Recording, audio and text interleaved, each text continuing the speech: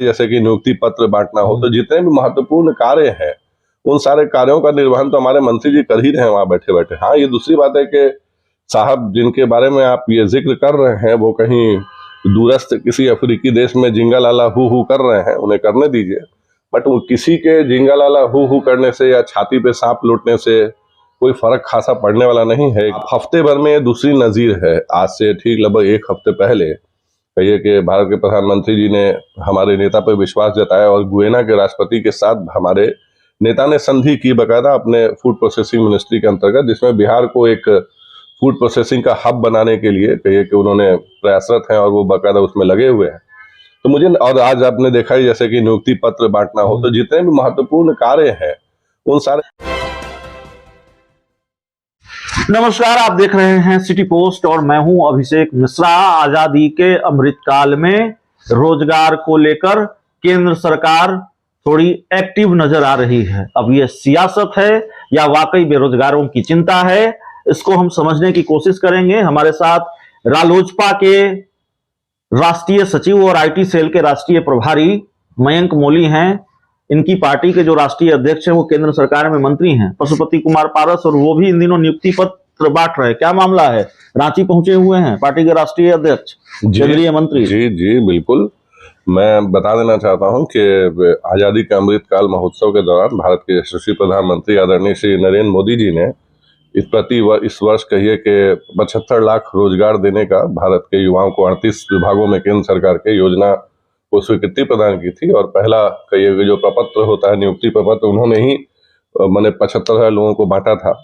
उसी कड़ी में अब प्रति माह जो है लगभग देश के अलग अलग हिस्सों से 75,000 लोगों को तय सीमा के अनुसार कहिए कि केंद्र सरकार के 38 विभागों में नियुक्ति पत्र जो है वो अलग अलग तरह के उनके स्किल्स और उनके काबिलियत के हिसाब से उनको रोजगार दिए जा रहे हैं। उसी कड़ी में आज झारखंड राज्य में और देश के लगभग आज 62 जगहों पे अलग अलग स्थानों पे 75,000 रोजगारों की जो अगली खेप है उसके आज कहिए कि नियुक्ति पत्रों का आज वितरण हो रहा है, जिसको कि भारत के यशस्वी प्रधानमंत्री श्री नरेंद्र मोदी जी ने हमारे राष्ट्रीय अध्यक्ष एवं केंद्रीय मंत्री श्री पशुपति कुमार पारस जी पे गहरा विश्वास जताते हुए उन्हें ये बड़ी जिम्मेदारी दी है कि झारखंड जैसे कहिए कि एक मैंने क्या कहूँगा गरीब राज्य में, जहाँ पर के आबादी जो है वो मैक्सिमम आबादी जो है गरीबी रेखा के नीचे है और दलितों पिछड़ों अति पिछड़ों से कहिए कि संदर्भित राज्य माना जाता है, वहां पे आज बड़ी संख्या में लगभग मैं कहूँगा कि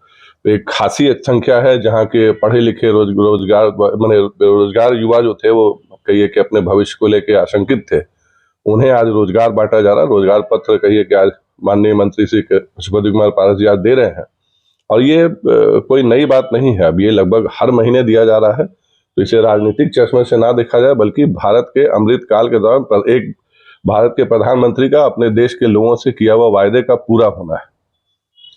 रोजगार को लेकर ठीक है, ये सवाल था। रोजगार जानकारी आपने दी, जो एक्टिविटी है, सक्रियता है आपकी पार्टी के राष्ट्रीय अध्यक्ष और केंद्रीय मंत्री की। एक विशुद्ध राजनीतिक सवाल होगा मयंक जी, बड़ी चर्चा है, बिहार उस मुहाने पर खड़ा है, बिहार की राजनीति उस दौर में है, उस जगह खड़ी है जहां बहुत जल्द जो सियासी दल हैं या जो सियासी खेमे हैं उनको अपने दोस्त और दुश्मन तय करने पड़ेंगे। बहुत हद तक दोस्त और दुश्मन तय हैं, लेकिन कई नए राजनीतिक दलों की एंट्री नए राजनीतिक खेमों में होनी है। जैसे एनडीए में चिराग पासवान की एंट्री को लेकर काफी चर्चा है, और फिर ये चर्चा भी है कि चिराग पासवान की एंट्री अगर एनडीए में होगी तो फिर पशुपति पारस के लिए मुश्किल बढ़ेगी। ये सवाल मैं शायद पहले भी आपसे पूछ चुका हूँ। एक बयान चिराग पासवान का मुझे याद आता है, उन्होंने कहा कि अगर मैंने अपनी लाइन तय कर ली तो चाचा जी को मुश्किल हो जाएगी। एनडीए में आने से, चिराग पासवान के एनडीए में आने से बड़ा खतरा पशुपति पारस को होगा, बड़ी मुश्किल होगी। ट्रीटमेंट या डील सीटों की उस तरह से नहीं हो पाएगी, चिराग पासवान को बीजेपी ज्यादा भाव दे।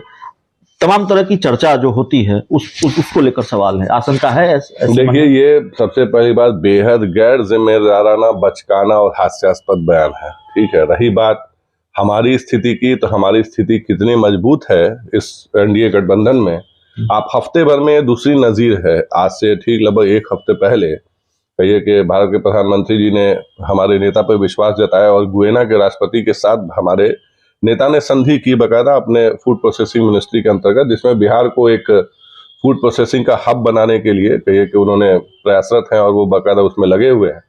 तो मुझे, और आज आपने देखा ही जैसे कि नियुक्ति पत्र बांटना हो, तो जितने भी महत्वपूर्ण कार्य हैं उन सारे कार्यों का निर्वहन तो हमारे मंत्री जी कर ही रहे हैं वहां बैठे बैठे। हाँ, ये दूसरी बात है कि साहब जिनके बारे में आप ये जिक्र कर रहे हैं वो कहीं दूरस्थ किसी अफ्रीकी देश में जिंगालाला हु कर रहे हैं, उन्हें करने दीजिए, बट वो किसी के जिंगालाला हु करने से या छाती पे सांप लौटने से कोई फर्क खासा पड़ने वाला नहीं है। एक बिहार में एक ग्रामीण क्षेत्र की एक कहावत है कि जोंक के सरापने से गैया नहीं मर जाती है।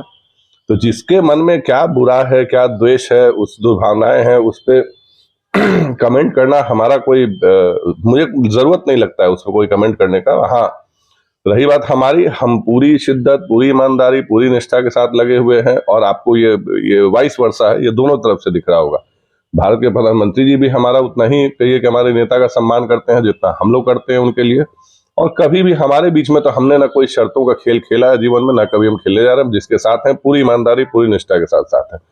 राह उन्हें चुननी है जिन्हें जो बार बार धमकियां देते चलते हैं कि मैंने चुन ली राह तो फलांग की राह मुझ कठिन हो जाएगी। पहले सर अपनी राह के कांटे हटा लीजिए, अपना घर पहले साफ कर लीजिए। दूसरे के घर में उन्हें पत्थर नहीं फेंकने चाहिए जिनके खुद के घर जो है वो बड़े पतले ग्लास से बने हुए हों। शीशे के घर वाले लोग दूसरे घर पे पत्थर नहीं फेंकते हैं, पहले अपना मजबूती प्रदान करें। ठीक है, तो हमारे साथ रालोसपा के राष्ट्रीय सचिव और रालोसपा के आईटी सेल के राष्ट्रीय प्रभारी थे, जो पार्टी के राष्ट्रीय अध्यक्ष हैं और केंद्र सरकार में मंत्री हैं, पशुपति कुमार पारस रांची पहुंचे हैं, लोगों में नियुक्ति पत्र बांट रहे हैं। केंद्र सरकार रोजगार को लेकर कोशिश कर रही है, हालांकि केंद्र जो वादा था, लेकिन जो सवाल है वो लगातार उठता है कि करोड़ों रोजगार का वादा किया था वो नहीं हो पा रहा है।